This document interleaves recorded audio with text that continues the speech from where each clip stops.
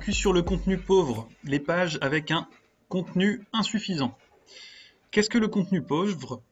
Eh bien, Google considère qu'une page qui n'a pas un texte suffisant, une quantité de texte suffisante, n'est pas pertinente.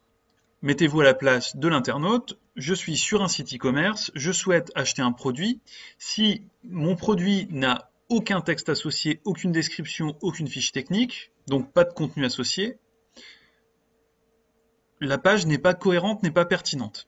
Eh bien, Google fonctionne de la même façon. C'est-à-dire qu'une page qui n'a pas suffisamment de contenu pour être pertinente ne sera pas bien référencée dans les résultats de recherche de Google.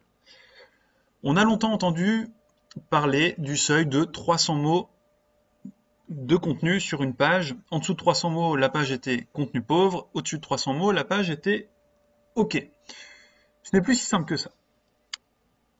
Comment faire en sorte de ne pas avoir de page avec du contenu pauvre sur mon site? Déjà, la première étape, c'est d'identifier les pages avec du contenu pauvre. Si j'ai un site avec quelques pages, c'est pas compliqué. Je me rends sur la page et je regarde combien j'ai de contenu.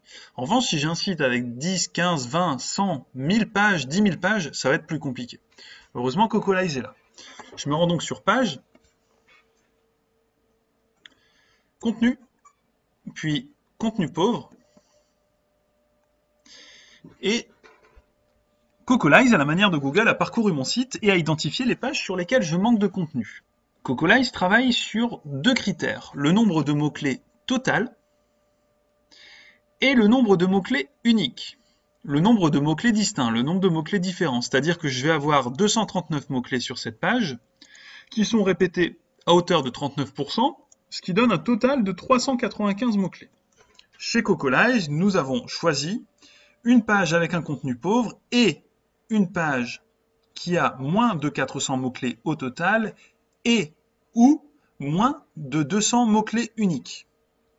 Par conséquent, cette fiche produit, qui présente un lot de safran de la Mancha, est considérée comme ayant un contenu pauvre car elle a certes plus de 200 mots-clés uniques, mais moins de 400 mots-clés au total.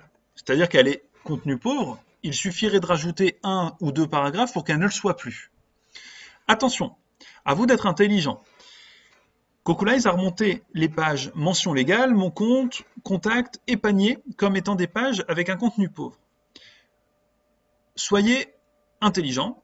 Est-ce que avoir énormément de contenu sur une page de formulaire de contact, une page panier, une page mon compte ou une page mention légale est pertinent et cohérent? Pas forcément. À vous de savoir quelle page vous intéresse en termes SEO ou non. Ici, je vais donc me concentrer sur la page produit. Je me rends donc sur l'analyse de la page. Je vois que j'ai un score qui est tout à fait intéressant. Je me rends sur l'aspect sémantique et je vois que j'ai un nombre correct de mots-clés sur la page, mais j'en ai tout de même moins de 400.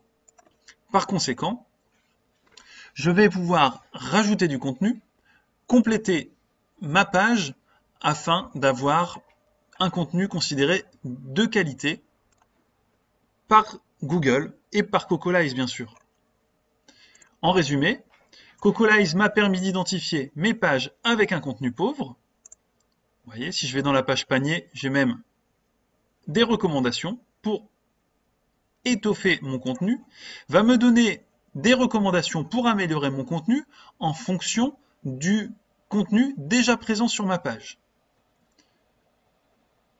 Je vais pouvoir améliorer le contenu de ma page, exécuter de nouveau l'analyse afin de valider que j'ai bien travaillé.